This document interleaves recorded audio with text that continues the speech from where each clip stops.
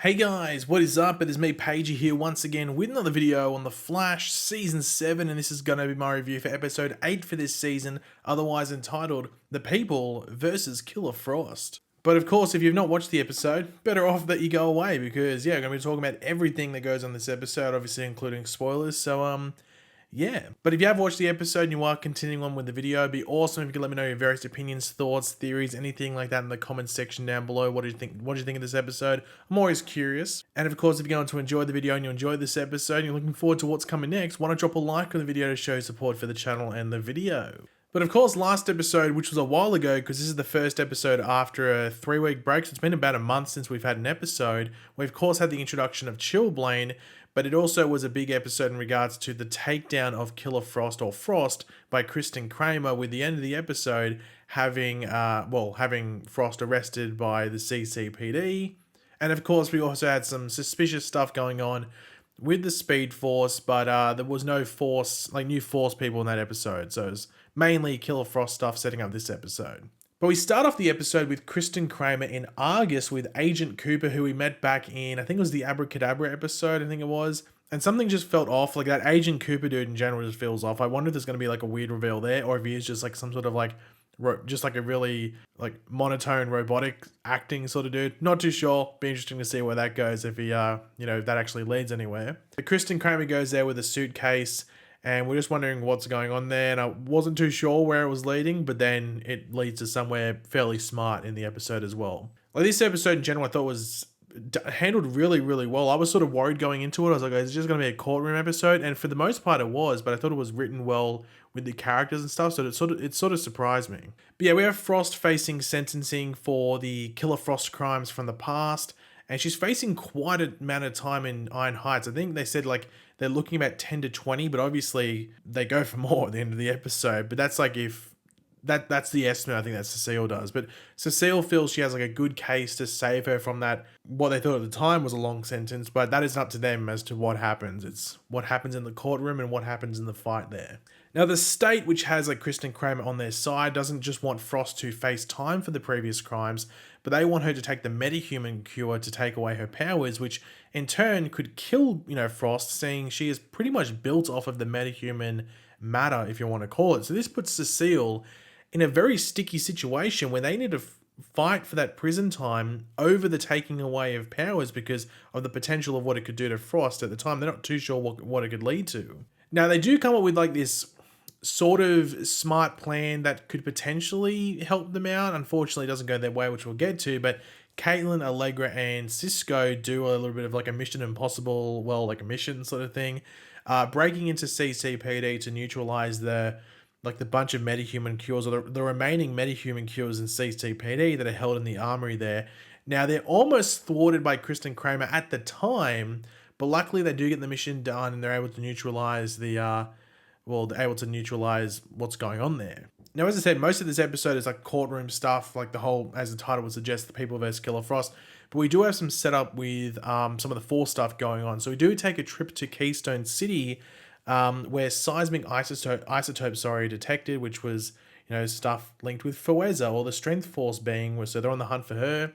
But all they find is like this non-profit organization thing called Keystone Cares. Now the Speed Force is pushing Barry to pursue the other forces, despite sort of what goes against, what the Speed Force thinks is going on. When we had Dion Owens in episode 6, I think it was, 6? Yeah, 6. Really not seeming that interested in feeding off the Speed Force. He was living in his own bubble, seemed not to really care about anything else that was out there. So we've known that something's up with the Speed Force, and just the way she was acting in this episode kept, enforcing that. But we do meet Alexa Rivera.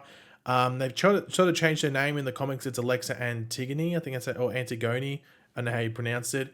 But she's the human form for Faweza, or the Strength Force, and she has this like, rocky past and stuff like that involved with drugs, and she thinks that she's potentially in trouble because Barry's a part of CCPD, and Barry has to like tiptoe around bringing up the the readings around her with all the isotopes and everything like that.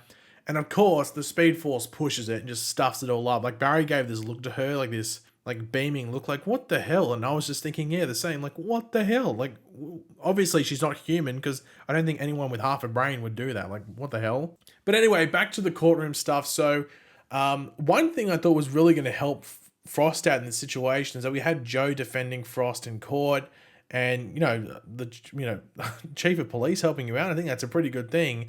However, it comes to knowledge for the court and the judge and everything that the cure, or the metahuman cure that was being held in CCPD, had been neutralized at the exact same time that the CCPD security had been hacked. So, that doesn't help them out. And there's a lot of blaming going on. It's not very good for Frost's case. But we do find out that it's sort of redundant anyway, because Kristen Kramer, as we saw at the beginning of the episode, went to Argus, and we find out what she did there. So she took like a vial of the metahuman cure to Argus for them to replicate it.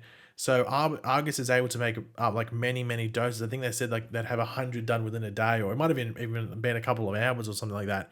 So yeah, Kristen Kramer was thinking ahead. Now Cecile, which I can understand completely, has zero clue, like has no clue on how to prevent Frost being forced to take the cure. Like, how do you go against that? However, the good news does come through that even if she does take it, she won't die. That was one of the big concerns, that because she's sort of made up of that metahuman matter, if she took it, like, would she die? But that's not going to happen. But Frost would rather do the time in Iron Heights, if not do more time, rather than lose what she feels makes her, which is her powers and her Frost identity. And Caitlin really can't stand for that.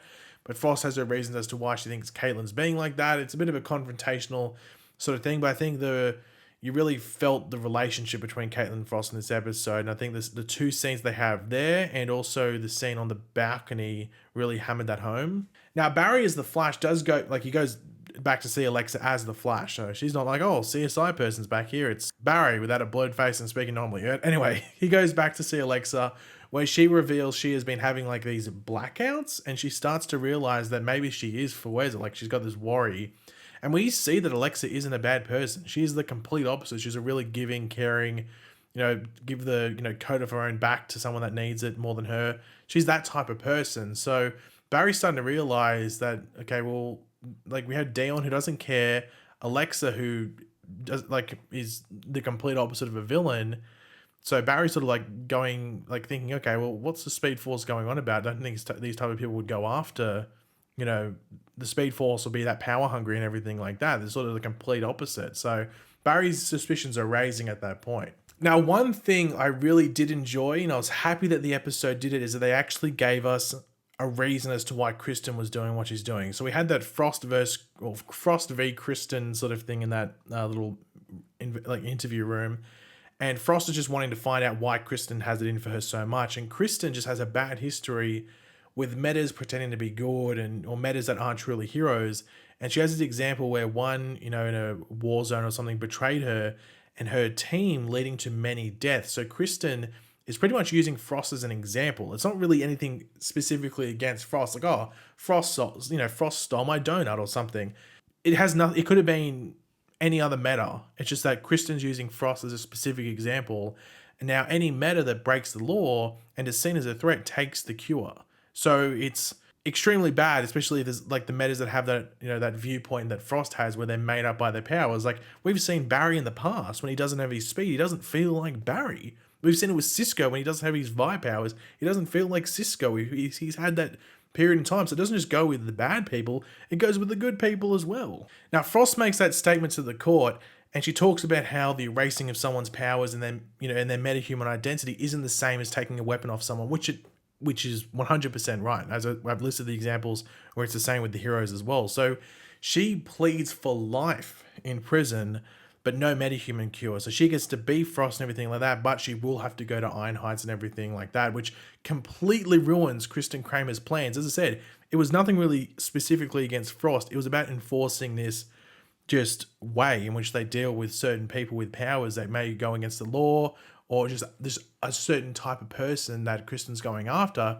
So Frost really just dabs on her hater there. She dabbed on her hater. She dabbed on Kristen Kramer, and now Kristen Kramer's plan is completely ruined for the time being. Will it come back up again? I don't know, because she'd need another example. She'd need another person in that Frost position to be able to go up against. So I don't think that's going to happen. So Frost sacrifices herself pretty much to save the lives and identities of many more metahumans potentially going forward. So it's a noble sacrifice.